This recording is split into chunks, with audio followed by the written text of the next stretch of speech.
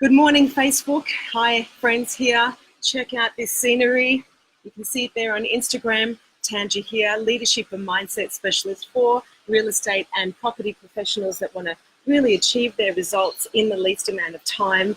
And I am here live at Revive, day 2 of the only wellness and wellbeing event here in Australia for real estate and property professionals. It is produced by my friend and fellow Mindset Peak Performance coach, Jed Xavier, and he has done an incredible job curating amazing speakers that are really talking about how we can elevate our physical, mental, emotional, and spiritual states to achieve really everything and anything that we want for ourselves. Now, why is he doing this? Well, we know that 65% of real estate professionals have expressed feeling anxious, stressed, overwhelmed, and depressed at some stage in their life, which really impacts the quality of their life, their ability to produce the results that they desire, and of course, their relationships with themselves, others, and the world. So I'm very fortunate to be here as a speaker again for year 2.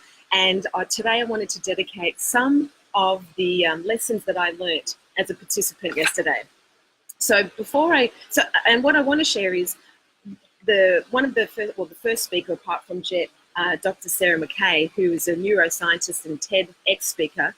She shared 9 habits to really reconnect the brain to give us an ability to thrive. So that's what I want to be sharing with you. What are 9 hacks, 9 ways that you and I can elevate the function of our brain, reduce the exposure to depression, reduce the risk of Alzheimer's and many other illnesses that we're seeing happening all around the world. So first of all, Jet invited us to do 3 things. Number 1, we really need to reevaluate what success is for us. Many people, g'day Remy, but many people are in this industry because it's an opportunity to make great money, but is money the only measure of success? We had amazing leading agent Nick Pappas yesterday talk about his journey of making lots of money, but nearly, unfortunately having some significant health issues and relationship and connection issues. He took the stage and vulnerably shared his journey of how he now uses holistic health and healing and meditation. Good morning, Rod Fitzgerald, from the Sheridan Grand Mirage in the Gold Coast. And he now meditates and does yoga, and he was doing sound healing with us last night. So big shout out to Nick Pappas for standing up and sharing. Listen, to be a successful agent isn't all about the toys, thank you Rod, looking great, in the garage that you never use and the fishing rod you don't get to play with, and your health and relationships that are deteriorating. So Jed invited us to reevaluate what does success mean, redefine it personally for ourselves. A lot of the conversations we had yesterday as a group, there's about 70 of us in the room, was really looking at success for most of us is about happiness and experiencing deep fulfillment. Good morning, Marcus. Marcus Washington has just joined us. He's also here live at Revive, an amazing agent who has a great understanding of work-life integration, surfing down at your new location. Oh, that rhymes. The third thing that Jet invited us to do was to re-engage. What the research that we know is when we have a purpose, when our life has meaning, when we stand for something or we are fueled with passion, life rocks, life sings, and we feel alive and inspired. So reevaluate what success means to you, redefine it at a personal level. What is your personal measurement of success? And if it's money only, you might find yourself having some issues in all the other relationships. Follow Nick Pappas's philosophy and have a holistic element of success in your life, and re-engage. What is your purpose? What lights you up? What fuels you? What is life truly about? So thank you, Jet, for asking us to redefine, reevaluate, and re-engage. I'm on the next plane. Sounds awesome. Yes, Rod, it is awesome. Come next year. Okay, so Dr. Sarah McKay, the coolest neuroscientist I've ever met and that Jet introduced. She has been dedicating her life to understanding the function of the brain and how we can really practice different strategies to elevate our brain and reduce and expand our life expectancy and reduce illness. Good morning, Silvana Tedesco. Love from the Sheridan Grand Mirage in the Gold Coast. Now, here's a couple of statistics. Sarah said that according to a Medibank research last year, 2017 for most people was the most stressful year they've ever had. So that's out the way. Now we're in 2018. So let's now focus on how we can significantly reduce our stress. Now, according to Sarah, there are actually 3 models of the brain. I find this fascinating. And as I'm sharing this content, I really invite you to listen for yourself. Which of these 9 habits, which of these 9 hacks, if you applied, would absolutely elevate your physical, mental, emotional, and spiritual state to expand your life expectancy, reduce depression, illness, and disease. So Sarah unpacked there are 3 models of the brain. Number 1, there's the top down. This is probably my favorite place. The top down are our thoughts, our brain cognition, our emotions, our beliefs, our mindset, our state. And as I say, be careful what you say because you are listening. I did a session yesterday about being a divine DJ, and we've got 2 channels, Soul FM, which is our kick-ass playlist. It's like being our own cheerleader, inspiring us to keep moving forward. And then there's Ego AM, which is shitty talkback radio, all the things that we say to ourselves about ourselves, others in the world, that really erodes our ability to operate at peak performance. Good morning, Bridget. Lovely to have your company as well. So top down, thoughts, cognitive function, emotions, beliefs, mindset, and our feelings. They absolutely influence our state, the actions we take or don't take, the results that we produce or don't produce. Then there's the bottom up. This is more our biology and how our biology impacts our brain. This is our genes, our hormones, our immune system, the nutrition that we fill our body with. Are you eating fuel or filler, exercise and sleep? And I'm going to talk more about that shortly. And then a really big one that I think we as a society often underestimate. There's the outside in. What is our environment, our community, our connections, our social support? How does that impact our brain function? I don't know for myself, my Nana Elsie, bless your soul, she was like SBS, like her brain was phenomenal. But she had a fall, and my Auntie Margaret and Uncle Vince couldn't look after her at the home anymore. She needed more care, and she was placed in a really fantastic nursing home. Unfortunately, there wasn't a lot of brain stimulation for her in this nursing home, and pretty swiftly we saw her cognitive function significantly decline.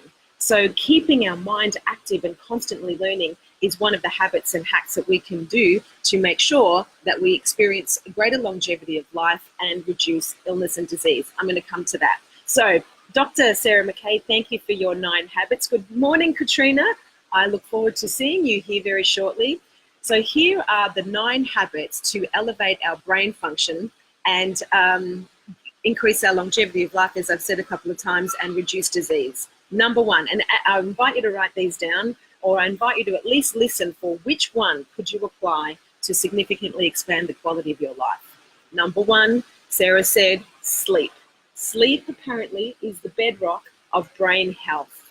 Now, we've heard before that potentially 8 hours a day is really, or of a night is really what we need. If you can't manage that, Sarah invited us to take 20-minute nana nap in the afternoon. It is like having 2 hours worth of sleep. Completely de-stresses the body, helps us detach from all of our, funk and emotions and thoughts and busyness of the day. And even as I'm talking about it, I'm calming down. I did this myself just intuitively the other day after moving house, and I cannot tell you how invigorated I was. So number 1, sleep. It is the one brain reconnection tool. The 20-minute nap completely elevates our brain function. Number 2, no surprises, move your body. I feel like saying move your ass. Move your body. Physical exercise is the best way. Physical exercise is the best way to exercise our brain. It releases dopamine and serotonin and all those feel-good emotions. And 2 hacks that Sarah suggested is stand up. So get an extender for your desk, get a standing desk. I've got one, highly recommend it. Good morning, Mickey. Lovely to have your company here at the Sheraton Grand Mirage in the Gold Coast. Thanks for joining us. Get yourself a standing desk. Sarah actually said sitting is killing our society. Such bad form. If you have a sitting desk, shoot me a thumbs up or a love heart or say yes. If you've thought about getting one, get online, get into Officeworks. I think I paid $170 or $150 for mine. It's made the best difference for my state. The second physical hack is walk. Now, Anthony and Susanna Toop from Toop and Toop, who are absolutely leading the way in health and wellness down there in Adelaide, shared that they've got a gym at their head office. They've got actually 3 gyms now. They have a creche, they have walking groups, they have, yoga instructors and trainers, and they're really leading the way. And definitely, if you're a leader and you want to look at how to elevate your physical, mental, emotional, and spiritual state for your team, go and check out what Anthony and the team are doing at Toop and Toop. Absolutely phenomenal. So get yourself a stand-up desk. I highly recommend it, and walk. Walk with your community. Walk with your tribe at work. At lunchtime, get your runners and go for a walk. Walk and do your own drops for a bit of exercise. Number 3, this is again a bottom-up brain function hack. Nourish. Sarah suggested that the best diet for us. Good morning, Julie Davis, my friend, partner in Revive Joy. Thanks for joining in. So nourish. So she said, statistics show that having a Mediterranean diet is the best diet for brain functionality. Now, that is not salami, cheese, and wine, maybe a little bit, but it's a high plant-based, all food groups based, minimal animal fats diet is the best food for our brain. 2 hacks that she recommended from a nourish perspective are fast in the morning, so the body can really burn off unnecessary fat and toxins, and also eat less. So eat less and fast, and definitely include more plant-based food in your diet. Number 4 was feel. Now, this is a top-down brain model. Positive emotions build positive emotional resilience. This is definitely my space and my domain. Good morning, Mandy Wilson. Mwah! Lovely to have your company here. When we think good thoughts, we feel good feelings, we take more positive actions, and we produce greater results. So the number 1 hack, the number 1 habit to elevate our brain's function from an emotional perspective, yay, Mandy's giving us a high five, is have an attitude of gratitude, feel blessed for what we have, use the 5-minute journal, as I've said before, to focus on, like, we're alive. I shared yesterday with the team when I spoke, when I get out of bed in the morning, when my left foot hits the floor, I say thank. When my right foot hits the floor, I say you. I just stand up saying thank you. Oh my gosh, here I am again, another day to be alive. How awesome. So have an attitude of gratitude, and that will absolutely build, scientifically showing, emotional resilience. The next one, what are we up to? 1, 2, 3, 4, 5 is challenge. As I said, my nana who went into the nursing home. We need intellectual stimulation. It builds cognitive resilience. Being a student of life, constantly learning, listening to podcasts, coming to events like Revive. Sarah talked about a professor that memorized a poem every single day and then would, study it. People learn a new word in the dictionary, something to keep your cognitive brain healthy and alive, and consistently learning is critical. So Sarah said the best way to increase your intelligence and your brain function, your intellectual stimulation, is actually to teach what we know. So when we are teaching what we know, it reinforces it for us and builds greater cognitive function. So whatever it is that you know, whatever it is that you're passionate about, you can teach your kids, your neighbors, your community, or share. Like, I'm learning more now as I'm sharing this with you here on social media. Share it out on social media. Number 6, seek meaningful work, and this actually reduces depression. When we are on track, when we are on purpose, when we are fueled with a passion, it gives us a sense of purpose, and it's proven that it actually reduces dementia. Day 1 of Revive was awesome. Yes, it was. So have a sense of purpose. Find something that you love and lights you up, and put your time and energy into that. And a hack to really find out what that might be for you is ask yourself, when you're about to do the thing you're about to do, ask these 2 questions. Is this awesome? Is this awesome? Is this a good use of my time? And does this help?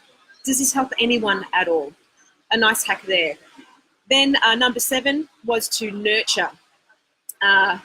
We are earthly beings, and we require connection with nature. This one I love. This one I need to apply definitely, as my husband Lincoln will attest to. Have what's called this habit, digital sunset.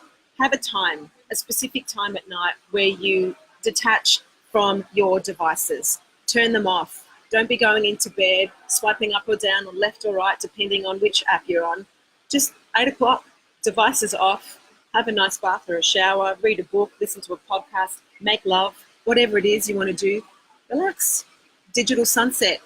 Who's saying high five to that one? Fantastic speakers who delivered such value-packed presentations. Absolutely, Julie, well said. Number 8, calm. This is a key trigger. Life stress is a trigger for poor brain function. And so, Dr. Sarah McKay also shared that, we talk a lot about meditation. She said meditation wasn't for her. Trying to meditate actually made her more stressed out because she was trying to get it right and it wasn't working for her. So find your own calm. What is it for you? Is it being out in nature? Can you hear that waterfall, by the way? It's like quite beautiful. Is it walking the dog? Is it reading a book? Is it having a bath? Is it getting a massage? Is it meditating? There are no rules. It's about your particular connection to a sense of stillness. So find your own calm. And one hack that she shared, one habit was the tense effect. So tense up your body as much as you can, as ugly as that looks, for 10 seconds, and release.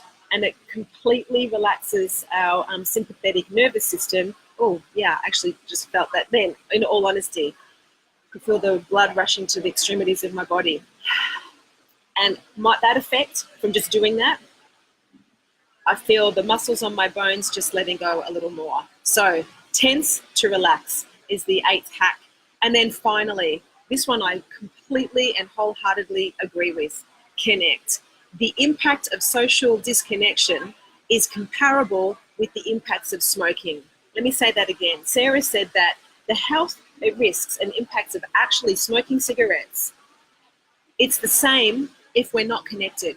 If you feel alone, if you don't have a tribe, if you don't have a community, it affects your health, scientifically proven, as if you were a smoker. Isn't that phenomenal? I didn't know that. So her hack, her habit for great brain function, longevity of life, and reduce of stress and disease. Good morning, my darling Kaya. Mwah, lovely to have your company. Is join a tribe, join a community, have people around you that you love, that stimulate you intellectually, that inspire you. And what Sarah said that she did was join a local amateur theatre group. Morning, Nikki. Lovely to have your company as well. And she just joined a community, people she didn't know. She stood on stage, said, I can't sing, I can't dance, but I'm here and I want to connect. So connection is the key. So let's just go through those quickly. Sleep is the bedrock of brain health. Move your body, get a stand-up desk or walk more. This is the #1 way to increase your brain health. Nourish your body with a Mediterranean diet. Fast in the morning, eat less, more plants, and all the food groups. Feel positive emotions. Have an attitude of gratitude. Be grateful for who you are, what you have, the beautiful country we live in, and the air we breathe. Challenge yourself. Have something that grows your intellectual cognitive function. Learn something new. And Sarah said the best way is to teach what you know. Seek meaningful work and have a purpose. So when you're about to do something, ask, is this awesome? Does this help? Nurture. Connect with nature. Have a digital sunset and turn your social devices, technology off at around 8 o'clock at night. Connect with the people you love. Connect with yourself and detach. Calm. Reduce the amount of stress in your life. It is a key trigger for poor health and disease. And find what yours is. Tense for 10 seconds to relax your sympathetic nervous system. And, of course, connect. Have deep and meaningful connections with people that you love. If you need a tribe, go and find a community, a group of like-minded people who are just going to stimulate conversation and encourage a sense of purpose. And before I sign off, so I hope you found those useful. I'd love to hear which one you've chosen for yourself. Mine is definitely the digital sunset. I really need to turn that thing off and have more quality time before I go to sleep. few other people that are beautiful people that are creating purpose on the planet is the team, the thank you team. We had Kirk here from the thank you team talking about the story of thank you. Are you familiar with this? So these guys are creating products where 100% of the products, profits, go to people that don't have clean water, people that don't, in other countries, underprivileged countries. And these guys, like if you haven't heard their journey, if you haven't read their book, Chapter 1, which by the way, you can pay whatever you want, I encourage you to get behind the thank you mission to improve the quality of life for those that are less fortunate than us. And they're doing this a myriad of ways. Good morning, Erica from America, the confident mama. So before I sign off, this team at Thank You, here's my invitation to the real estate industry. We give many gifts to vendors, buyers, landlords, and tenants. A lot of the time it is alcohol or flowers that die. My invitation as an industry, let us invest in the beautiful conscious commerce products of Thank You, where every single product that we purchase to say thank you and give love to those we have the privilege to serve actually goes and makes a difference around the planet, providing fresh water, babies, clean nappies and sanitary products, personal hand sanitizer. And if you're wondering where your charitable dollars goes, these guys now have a tracking device. When you buy a bottle of Thank You water, you can see which country is that money making a difference to. Please check out the team of Thank You. Buy Thank You hand wash, buy Thank You water, buy Thank You nappies, because you're literally saving lives. If you haven't seen the Thank You journey, yeah, Erica's saying, yes, so amazing and so true. They are amazing. Yeah, great endorsement from the Queen of Confidence and the Confidence Mama herself. So I hope you found those tips useful. If you know someone who really could use an opportunity to elevate their physical, mental, emotional, and spiritual states, please tag them, please share them, share this video with them. And if you do anything today, my invitation to hack for positive brain function is smile at a stranger. Make those that often feel invisible, like the cleaners at shopping centres, the air traffic control team at airports. Just walk over and say, thanks for keeping us safe. Thanks for making this clean. And one thing I'll be doing when I check out of my beautiful hotel room today is leaving a note on the bed for room service to say thank you for making this a beautiful place to stay. Ask yourself, did your energy elevate the people that you're with today, or did it bring them down? So be careful what you say, because you are listening. I wish you much love here from the Sheridan Grand Mirage in Gold Coast. Thank you, Jet Xavier and the team and all the sponsors for Revive, the only wellness and wellbeing event that is raising the consciousness and elevating the state of the real estate and property profession. So hope that was useful. Look forward to seeing you next week. By the way, stick around. Tomorrow, 9 o'clock Eastern Standard Time, Tom Ferry, the #1 real estate coach, will be joining me live on Facebook for a special Aussie announcement. You don't want to miss this. Much love. Mwah, mwah. I love you. Have a beautiful day. Bye.